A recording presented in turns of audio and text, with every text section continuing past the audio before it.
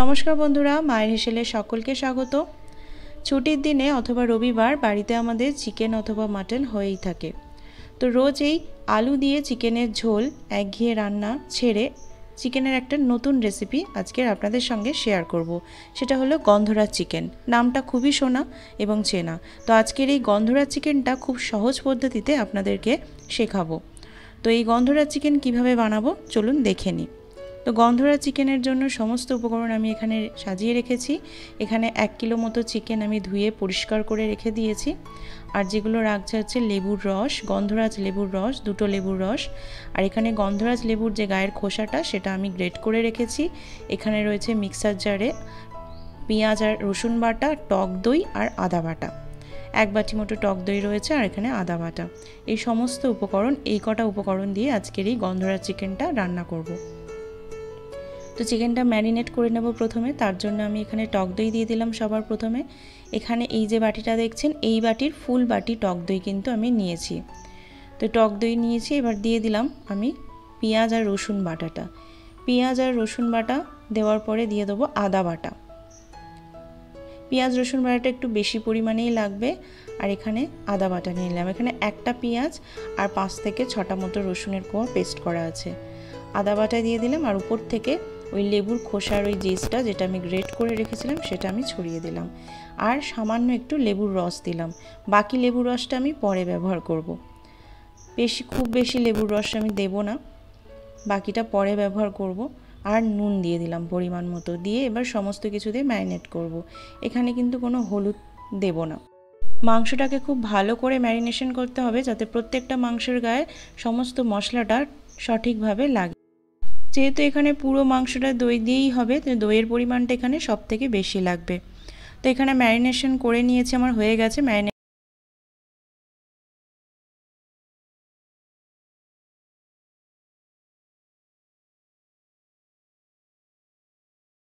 কড়াই বসিয়ে দিয়েছি। কড়াই গরম হয়ে গেলে দিয়ে দিলাম বেশ খানিকটা সর্ষের তেল। বাকি তেলটা দই থেকেই ছাড়বে। তেলটা গরম হয়ে গেলে গোটা গরম মশলা দিয়ে দিলাম। এখানে তেজপাতা বা জিরে ফোড়ন কোনোটাই চলবে না। 7-8টা মতো এলাচ আর দালচিনি ভালো করে লাল করে ভাজা হয়ে গেলে কুচনো পেঁয়াজগুলো দিয়ে দিলাম। কুচনো পেঁয়াজগুলো দিয়ে খুব ভালো করে ভেজে নেব। পেঁয়াজটা লাল করে ভাজা হয়ে গেলে এখানে আমি দিয়ে দিলাম একটু সামান্য রসুন বাটা। মিক্সি জালটা একটু সামান্য জল দিয়ে ধুয়ে দিয়ে দিলাম, দিয়ে ভালো করে কষিয়ে নেব।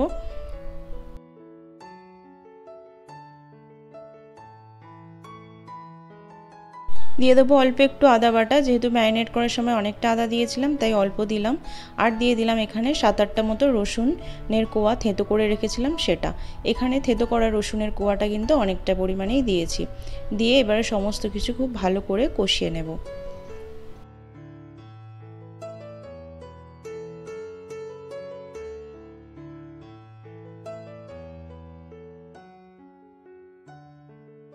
মশলাগুলো কষানো হয়ে গেছে, এবার একে একে গুঁড়ো মশলাগুলো দিয়ে দেবো। দিয়ে দিলাম এখানে লঙ্কার গুঁড়ো 1 চামচ মতো, জিরে ধনে গুঁড়ো একসাথে করা আছে দিয়ে দিলাম 1 থেকে 1.5 চামচ। আর দিলাম এখানে একটু চিনি, মিষ্টি একটু লাগবে নুন মিষ্টির ব্যালেন্সের জন্য। তো লঙ্কার গুঁড়ো, জিরে ধনে গুঁড়ো আর একটু চিনি দিয়ে ভালো করে কষিয়ে নেব। তেলটা ছেড়ে গেলে মাংসটা দিয়ে দেবো। এখানে তেলটা পুরোপুরি ছেড়ে গেছে। এবারে ম্যারিনেট করা মাংসটা দিয়ে কষিয়ে নেব ভালো করে।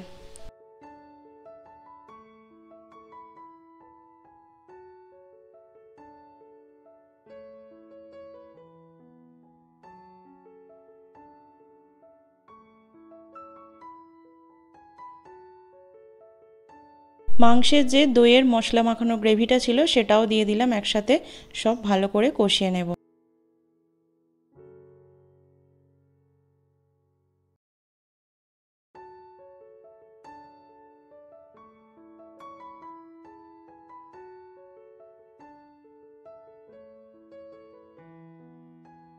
মশলার সঙ্গে খুব ভালো করে ম্যারিনেট করা মাংসটা মিশিয়ে নেব।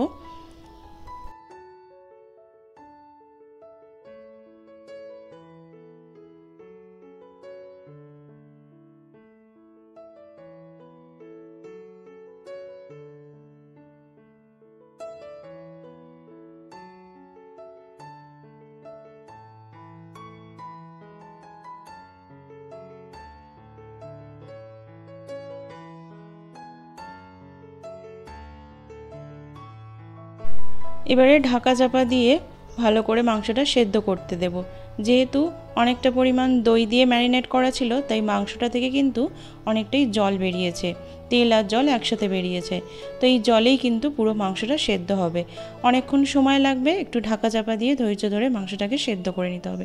এতে কিন্তু কোনো জল অ্যাড করব না।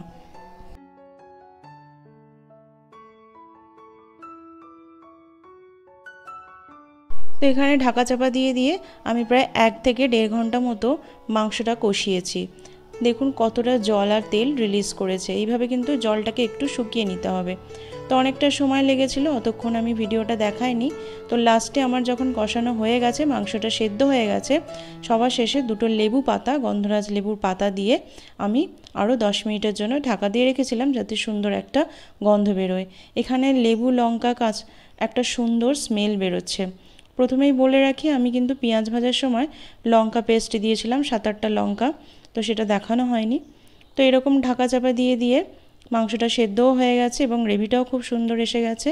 এর থেকে বেশি গ্রেভি আমি আর শুকাবো না। এবারে আমি সবার শেষে লাস্টে উপর থেকে লেবুর যে খোসা গ্রেট করে রেখেছিলাম বাকিটা, সেটা উপর থেকে ছড়িয়ে দিলাম। দিয়ে বাকি যে লেবুর রসটা ছিল সেটাও উপর থেকে দিয়ে দিলাম। এখন কিন্তু আমি গ্যাসটা অফ করে দিয়েছি। লাস্টে যে লেবুর রস আর খোসাটা অ্যাড করবেন সেটা কিন্তু গ্যাসটা অফ করে দেবেন, নাহলে গন্ধটা থাকবে না। দিয়ে আমি কিছুক্ষণের জন্য ঢাকা দিয়ে রেখেছিলাম। দেখুন গন্ধরাজ চিকেন আমার একদম রেডি। দেখতে কতটা কালারফুল হয়েছে, খেতেও কিন্তু ততটাই সুন্দর হয়েছিল। ভীষণ ভালো লাগে এই গন্ধরাজ চিকেন। আপনারা হয়তো অনেকেই বানাতে পারেন, কিন্তু আমি যেরকমভাবে সহজ পদ্ধতিতে বানালাম, বাড়িতে এইভাবে একবার বানিয়ে দেখবেন। গরম গরম ভাতের সঙ্গে বা লুচি, পরোটা, রুটির সঙ্গেও কিন্তু এই গন্ধরাজ চিকেন জমে যায়। বাড়িতে কোনো গেস্ট এলে অকেশনেও কিন্তু বানাতে পারেন। তো আমার এই ভিডিওটা যদি ভালো লেগে থাকে, অবশ্যই করে একটা লাইক, শেয়ার, কমেন্ট করে দেবেন, সাবস্ক্রাইব করে দেবেন।